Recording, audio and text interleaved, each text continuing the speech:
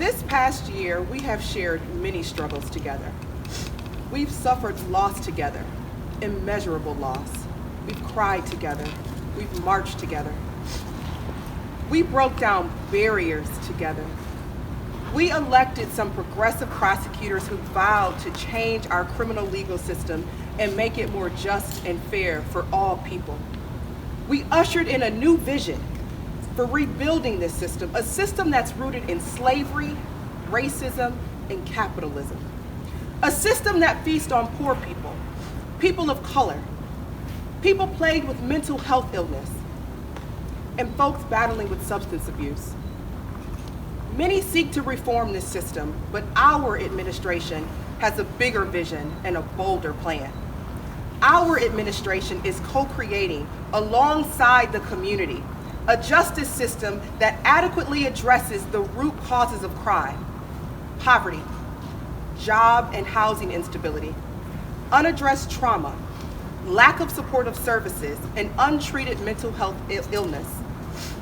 Our administration isn't simply seeking to reform a broken system, for we know that this system is not broken. It works exactly as it was designed to do. Prosecutors are the gatekeepers to this system, and we are the most powerful player in it. We can effectively disrupt the intentional, continued attack on vulnerable, marginalized people by being intentional with our power, a power that can impact lives of families for generations to come. This summer, I ran a progressive prosecutor campaign alongside Eli on a similar platform. I wanted to use the power of the prosecutor's office for good, working to keep people out of the justice system and remain in the community where they had a better chance of addressing the reasons why they came into the system to begin with. I wanted to divest from jails and prisons and invest in people. I wanted to reform our cash bail system. I wanted to get within this system and change it from the inside, because that's really what this work is about. Becoming a part of the system so that we can transform it and make it work for all people, including people living in poverty, people born in the skin that I'm in, our babies, people who can't fight for themselves and have had their voices stomped out. Eli and I have spent the last year plus sitting with people across our communities and learning what they need and want. People want restorative justice. They want to get to the reason behind why people harm them so that they can eliminate that harm and it doesn't happen to them again. Crime survivors want more effective rehabilitation for the person who's harmed them, not simply temporary solutions like jails and prisons, which actually contribute to people committing more crimes. Folks in our communities want Black and brown people to stop being disproportionately represented in our justice system. They want prosecutors to not overcharge people only to later use excessive charges as an unfair plea bargaining tool. They want a true justice system, one that treats all folks the same, no matter the color of their skin, the depth of their pocket, or the color of their uniform. They want a justice system that holds people accountable for the harm they cause, but also provides the tools and resources for people to be contributing members of society. Folks want safer communities. They want intact communities. They want thriving communities. Our administration is keenly aware that cash bail is a tool used to perpetuate mass incarceration in this country, and it over-criminalizes our poor. I traveled the state and attended many meetings with the Michigan Jails Task Force over 6 months. Pew Charitable Trust presented research findings about who we're jailing and why. 87% of people who didn't pay any money to get out of jail, they did not disappear. They reappeared time after time for their court appearances. 89% did not reoffend. So this idea that there's a correlation between cash bail and community safety, it's false. There is none. There is no legitimate reason to keep people locked away from their families, their jobs, their lives, when they pose no danger. The average jail stay of a couple of days most often has devastating impacts on entire families, not just the accused person. I, as a defense attorney, have had former clients unable to afford cash bail for even the simplest of offenses. They languish in the county jail and they have their lives permanently derailed. One of them, I can recall, he lost his job while he was in jail. His wife then had to quit her job because she couldn't afford childcare for their 3 children on her income alone. When my client finally returned home, he returned to a home that once had 2 incomes and now had none, and 3 children to feed. He lost his home, his children had to find a new school, and then his charges were simply later dismissed. We have historically treated people presumed innocent, as guilty right from the outset. We jail them if they're too poor to buy their freedom and allow them to lose everything as they await trial. Oftentimes, they sit for months just to have their cases dismissed. This is morally reprehensible, and our administration will not stand for it. Our office will not seek cash bail in any case, instead seeking non-monetary bond conditions that adequately ensure public safety, such as drug and alcohol testing, GPS tethers, home confinement, and in the most serious of cases, pretrial incarceration. Now, our plan is not to allow people who have harmed our communities and pose a continuing serious threat out of jail. No.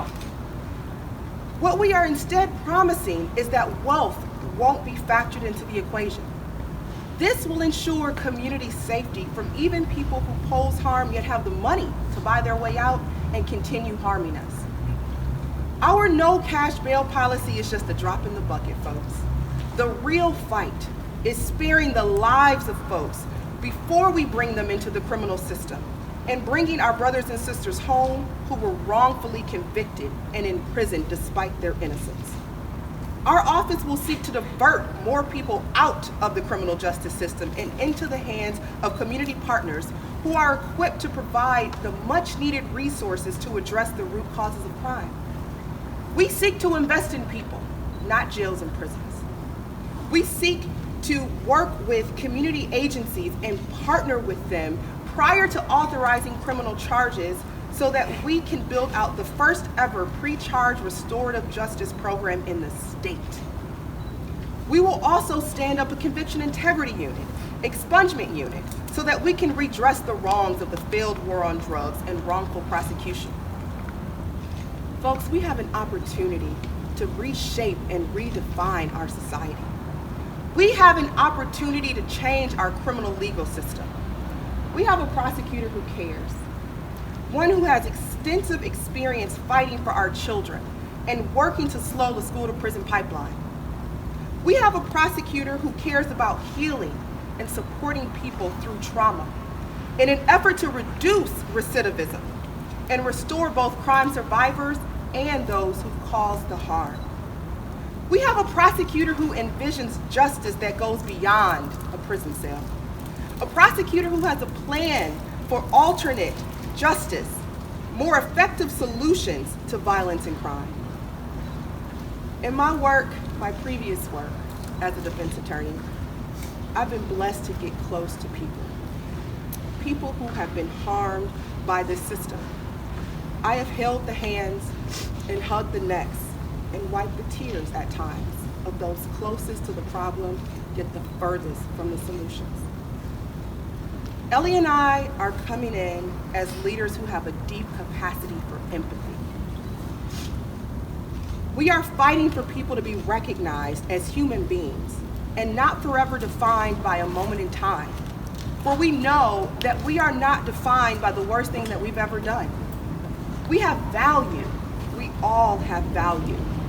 Ellie and I believe in redemption and second chances. We believe in the power of one another to thrive when given fair opportunities and resources. Justice is so precious because it is not guaranteed. We must work for it. We have to fight for it. We are ready to peel back the layers and fight alongside this community to address the underlying reasons that people commit crimes and then seek to eliminate.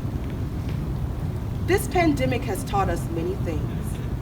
One of them is that we are all connected and we depend on one another for survival. All we have is ourselves, our communities. our will to be better, to be righteous. We have the will to fight, to correct the wrongs of our past, to create a more equitable future.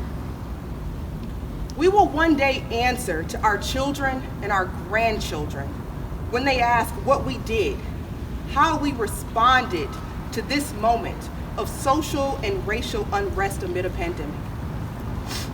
We will have to answer and explain the role that we played in the largest social movement in American history, the movement for Black lives. You all ushered in a forward-thinking justice warrior, one who will pursue justice, not convictions. You used your voice, your vote, your power to start chipping away at the criminal injustice system and demanding a new system, a better system, a more equitable and just system. You told us what you wanted, and we are going to deliver because we are in this together and we've all we got.